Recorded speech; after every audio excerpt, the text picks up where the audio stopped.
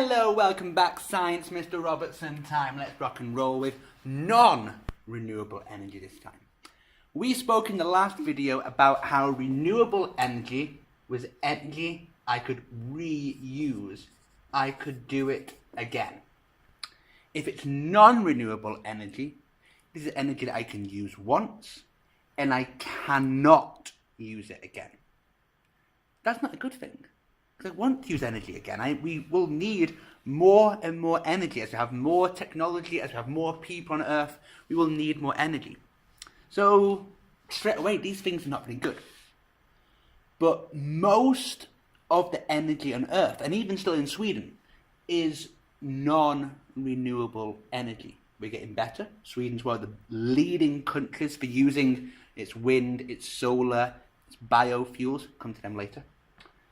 But we have non-renewable fuels still dominating our planet.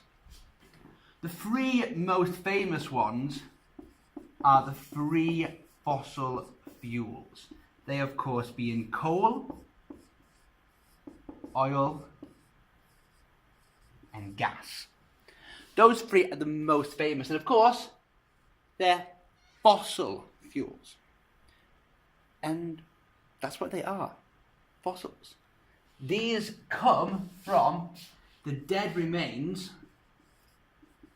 what is left of plants and animals.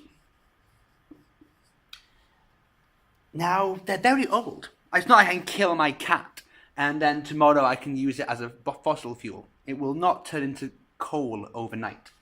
It's actually a process that takes millions of years. And if any of those plants and those animals are not eaten and not broken down, maybe they die in a swamp where nothing lives, for example, and there's no oxygen, so no bacteria, and it sits there. And then more land goes on top, and more on top, and that continues. And over lots of time, all of the energy in that living thing gets crushed. And that crushing process can make it change into one of these three things here.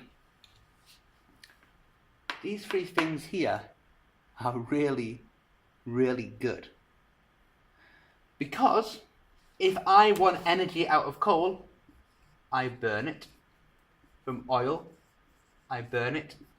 And from gas, I can burn that too. They burn really, really easily. I go into my car, I put my engine on, I start burning oil, off I go in, 1 second, 2 seconds, I'm ready to go. That's amazing. I can get the energy out of these things when I want it really fast. And, my car engine has enough energy to make me go really fast down the motorway. I can get lots of energy out of these really quickly. That's why they're so good.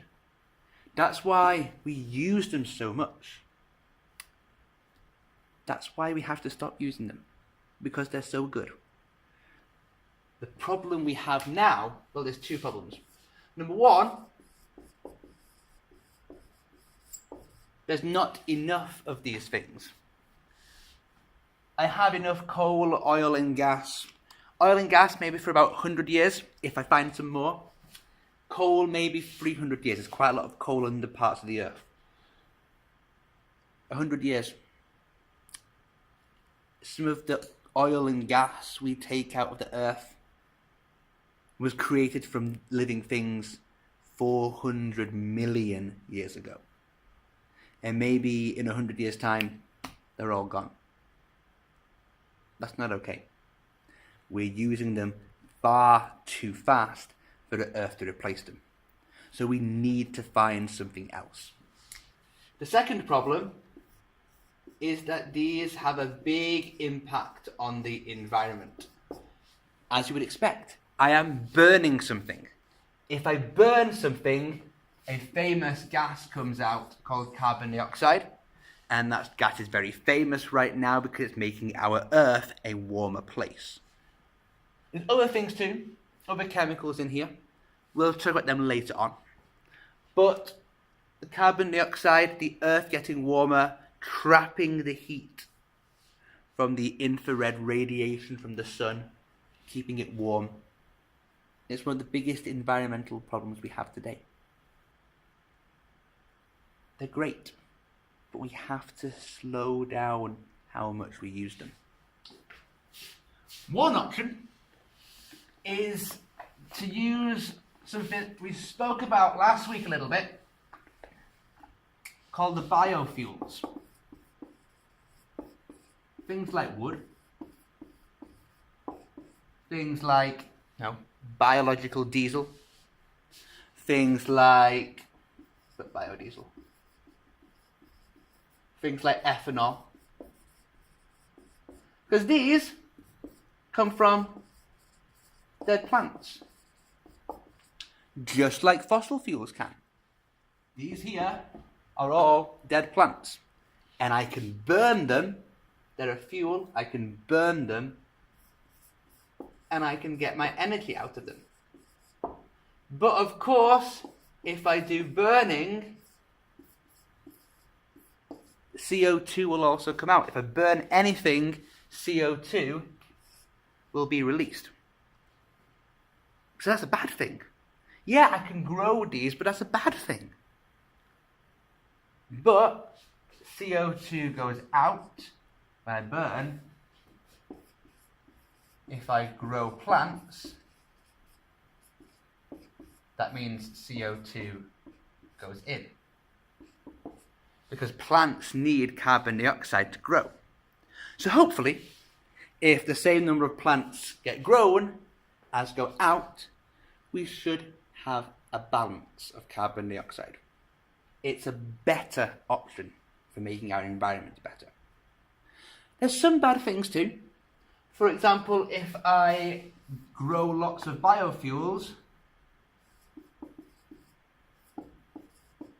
then one problem is there may be no space for food. I still need to grow food for people to eat. And there have been in places, I believe Brazil is very common, where there have been people who've been making lots of ethanol in places where there was previously rainforest. So there was lots of different trees and wildlife living there, taking those away. Or even, crazily, some farms who have changed from growing food to growing ethanol to burn for their cars. That can make the price of food get more expensive, and that can put other pressures. So it's not all a wonderful thing, but it is a possible solution that involves burning. And burning gets energy really quickly. There's one more type of energy to go through. And it's a scary one. This scares people. Nuclear energy. Kärnkraftenergi. This works by having energy in atoms. Atoms are the smallest parts of anything I have, at least for year 6 science, in our universe. All atoms have energy when they join their bits together. Some big atoms can break down, and when they do, energy comes out. Uranium, uran, is a really big atom. It's really unstable. Some of it is. And if it's really unstable, it can break down and energy comes out. There's a famous equation I shouldn't tell you in year 5 and 6, but I will. E equals mc squared. The m is the amount of stuff there. The E is the energy, and the c is the speed of light. Now you will know light goes really, really fast. Hit the speed that light goes at. Multiply that by the speed that light goes at again. And that's a really big number. That means a tiny little bit of a material can be changed into lots and lots of energy. And that's what nuclear power is about. The problem is that because you have such small little things that can make such big amounts of energy, it can be dangerous if not controlled. If you control it, so you control how much energy comes out, that's really good. If you don't control it, you can get more energy, and then it gets hotter, and you get more energy again, and more, and more, and more, and then, yeah, too much energy, too much pressure, you create the explosion. There's been 3 nuclear disasters in the Earth's history. One in Japan very recently, from a tsunami, Fukushima. One in America, 3 Mile Island. And one closer to home in Chernobyl in Ukraine, just north of Kiev, in fact. And that's when these uraniums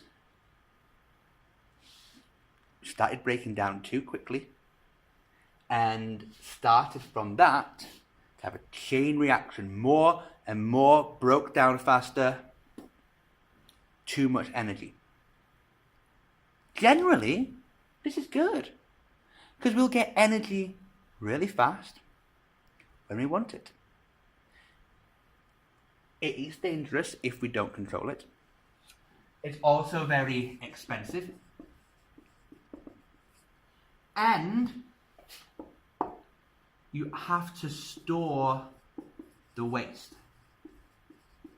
The rubbish that comes out of nuclear power is still radioactive, which means we have to put it somewhere safe for thousands and thousands and thousands of years, because it's got so much energy in it that energy could damage our body cells. So you have to keep it safe. And that's also expensive. It's also not very nice.